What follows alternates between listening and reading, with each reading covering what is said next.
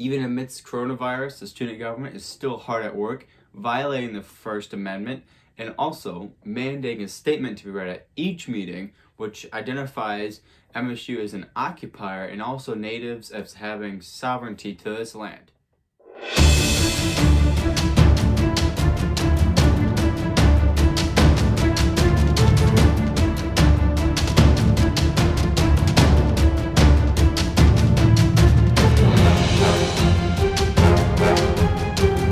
This is Undeniable 19 with Sir Kelly.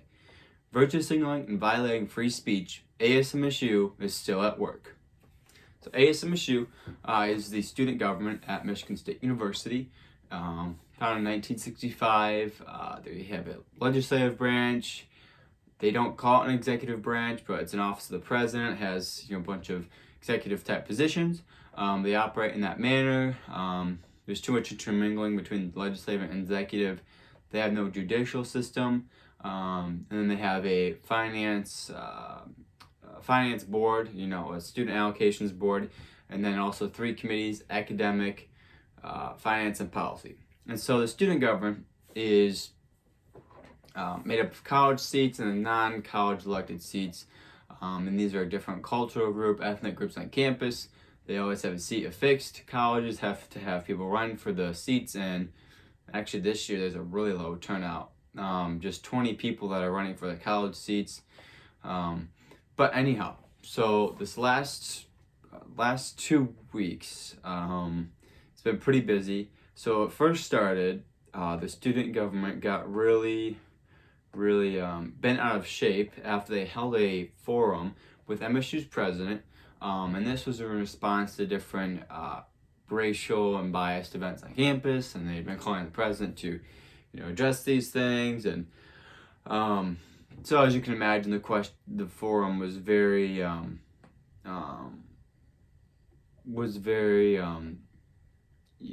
tired. He was coming into a room and he was going to get pegged a lot of questions, and so it started out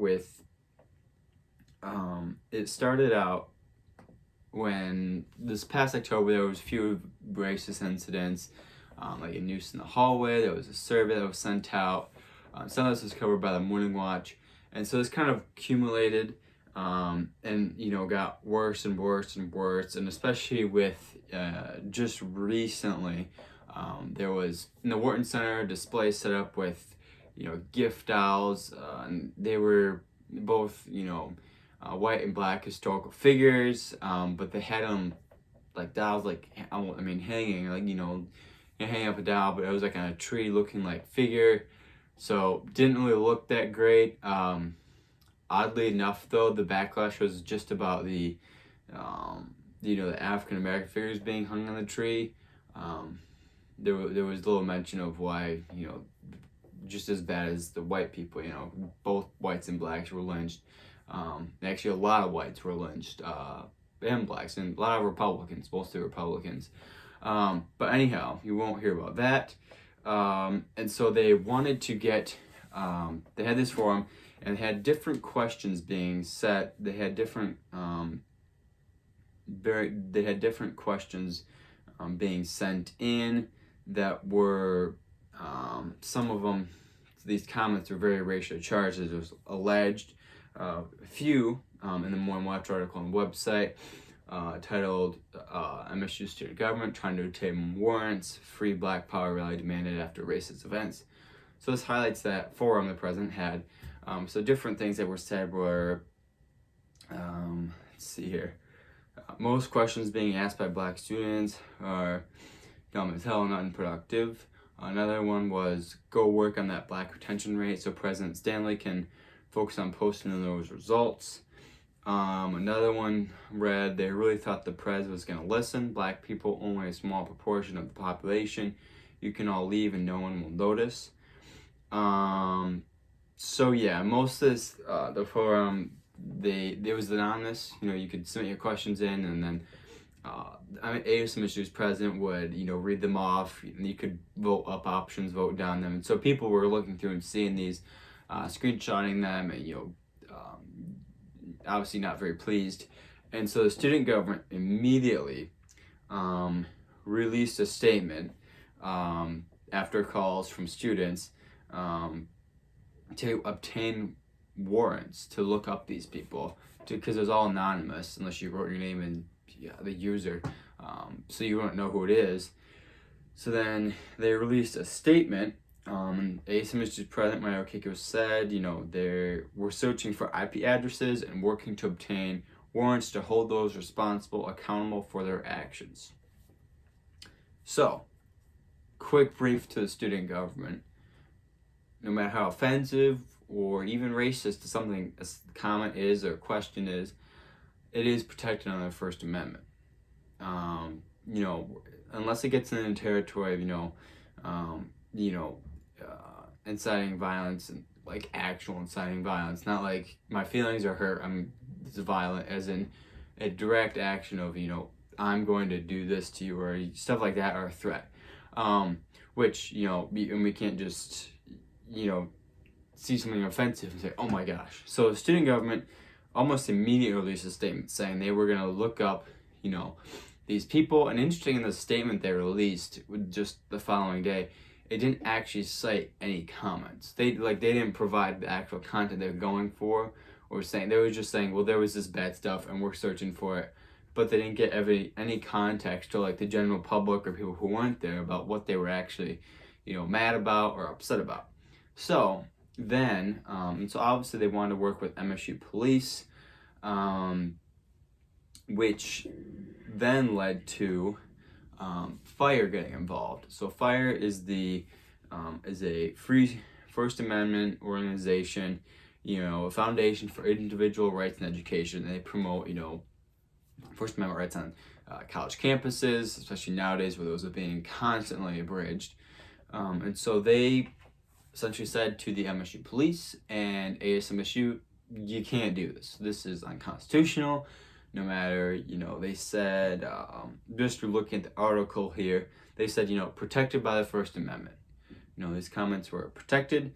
And so Fire, and just reading from the article here on Morning Watch website, Fire blasts MSU student gov for attempted First Amendment violations. So they told them, Fire argued, efforts by government officials to reveal the identities behind racist comments must meet First Amendment scrutiny.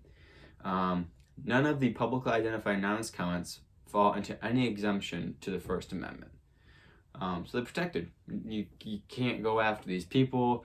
I mean, I wonder what the student government would have punished people. Maybe, share your thoughts about what is the crime. If the student government perceive yourself as a leftist there, what would they do? And also, interesting enough, so ASMSU had alleged that this MSU PD was or would work with them, which turned out to be false. Fortunately, we got a statement from Fire, and they also published this online, was Fire's plea that the MSU Police Department acted expeditiously to clarify that they had not sought and will not seek to uncover the identities of the anonymous commentators. The First Amendment protects both the right to speak anonymously as well as speech that others find deeply offensive. So MSU police stated that the police, investigating the controversy does not represent our office, and we quickly determined it was not criminal in nature, and they, dissolved any bans to, the argument that they were somehow searching or working with the student government to do so. And upon these back and forth of, people in the student government saying yes they were, yes they weren't, ASMSU's president then had to come out and say, we're officially not pursuing these IP addresses based on free speech. So fortunate turnaround. It's good to see that the student government turned itself around, and it wasn't exactly very voluntary. They kind of weren't going to go anywhere with this. It is kind of shocking, obviously no one wants, horribly racist things to be said at a public forum. It'd also be, I would be interested too in finding out who said it, not to punish them, but just, maybe it'd be kind of interesting. Because most people in that room, because I went there to, report on it, obviously, most people there, from what I could identify, seeing on campus before, seeing at different events, knowing their affiliations, were mostly leftist students. So, I'm not saying this is true, but who knows? What if it was a leftist student that actually did these comments? They're not sitting on high horses all in, they say worse. I would argue that the left says some of the most horrible stuff in the political arena these days. So that would be also interesting. But obviously they're protected by the First Amendment, and the student government going after people like this is very scary, especially when they're trying to work with the MSU Police Department. The student government is not, their job is very limited, as it should be. And this is scary, if they're going to be able to go after people publicly, they could do it internally as they have before. What's to stop them from trying this again? And then just a week, less than a few weeks later, but one of another big ticket items on their legislative agenda for this year, which had been kind of brewing for a while, and after they had this big, fancy student government conference down, I think it was in Texas or somewhere, these big leftist student organizations come together, they all praise each other, warm each other up, make each other feel good about the work they've been doing, or at least for themselves. And so they had this idea, we need to have a land acknowledgement statement at our meetings, which the basic premise of that, and there's some at MSU already set up by the university, is, saying, this land was taken by natives, or that it's usually that narrative that it was taken by natives. We should be, we have to recognize that, and they're just as sovereign today as they were back then. It is the general sentiment. Which, before we go into this, yes, obviously land was taken by Native Americans, and yes, land was ceded through treaties, through agreements, through trade. There's not just this one overarching narrative. And we also have to look at, just throw in there, land, the first counties in America, Puritan counties, Quaker, very pious, religious, Protestant-leaning Christians, Protestant, not leaning, but they were full Protestant. They had actually some of the best relations with natives that we've ever seen in the world. They were given aid by the Native Americans, they were helped, they worked together, they had treaties, and they coexisted for a long time on their own terms. And also to point out, North America obviously was not, just one big, Native American population that was, unified, worked together, all had the same cultures and rituals and the same, worship of, different gods they made. So it wasn't some unified, big family. There was war, there was conquest, it was conquest ethic in the world at this point. It was not this unified, peaceful, teepee, and we're all happy and, we love nature. It was very, very violent. Not to say that, they did great things. Obviously, we had great, Native American cities in North America and South America, but it was conquest ethic. So in North America, there was, usually some colonists would, work a treaty with one tribe, and then make, other tribes, other colonists mad. Some would attack, they'd attack each other back.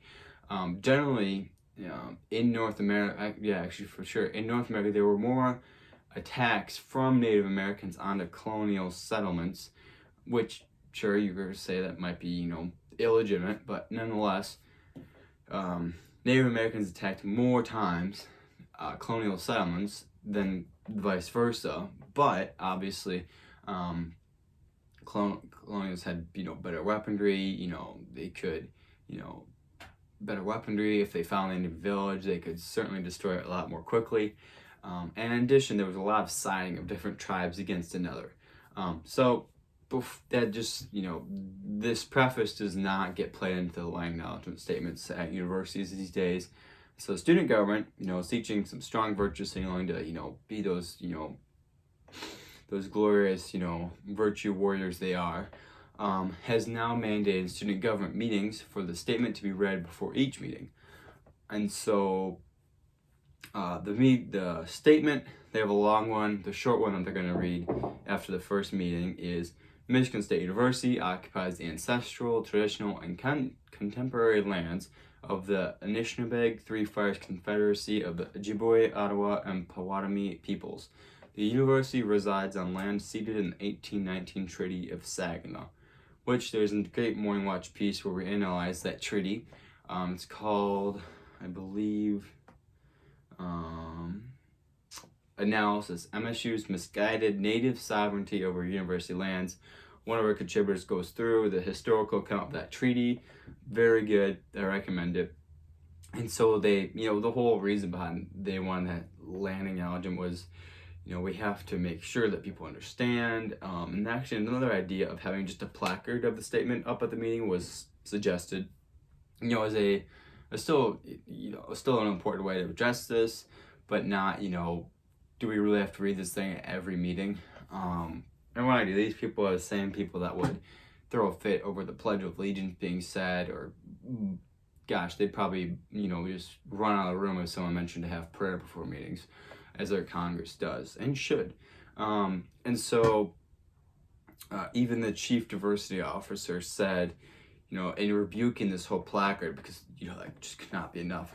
There is no real way to know that everyone will see the physical thing. But if we say that at every meeting, especially if you're a part of ASMSU, you will be aware and you will be able to listen to it.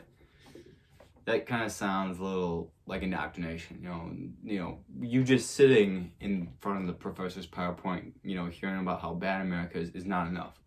We want you to listen to it, maybe even recite it. We want you to actively participate in this partial mind washing, because they're not telling the full story. The name of land acknowledgement, for sure we should acknowledge, yes, a lot of Native Americans were brutally murdered by colonialists.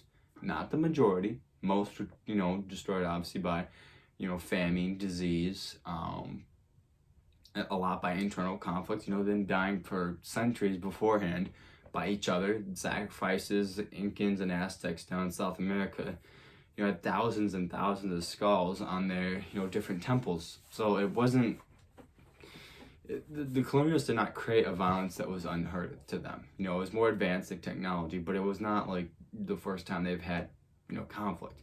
And so when you just have a picture of a land acknowledgement saying, hey, we took land, it was not ours, it's still time of the natives, we should be thankful, but more we should feel guilty, blah, blah, blah, blah, blah. It's actually, I would say it does harm, because, who wouldn't want to know the truth? Whether Native American or not, I imagine on both, different tribes, ones that warred with each other, and, different colonial groups in contemporary and now, with how we learn it, wouldn't we want to know, just exactly what happened? It wasn't just all one side against the other. And it does harm the actual history of the, different Native American tribes in Michigan, North America, in the Americas. So, in all actuality, land acknowledgement statements, I would say, do more harm than good. Unless somehow you were able to add more to them, but obviously they should not be, forced to listen to, or hopefully not even recite at the meetings. But furthermore, what's also interesting is at this meeting, there were ideas to have this be recited at fall orientation. So again, the same intention is a little more than just we, value the history of this country and Native American people, but we actually just want you to be indoctrinated. We want you to recite this. We want you to, this is the first thing that you're going to hear when you come to MSU. So it's very, very scary. And again, this bill, and the one, identified MSU as an explicit occupier.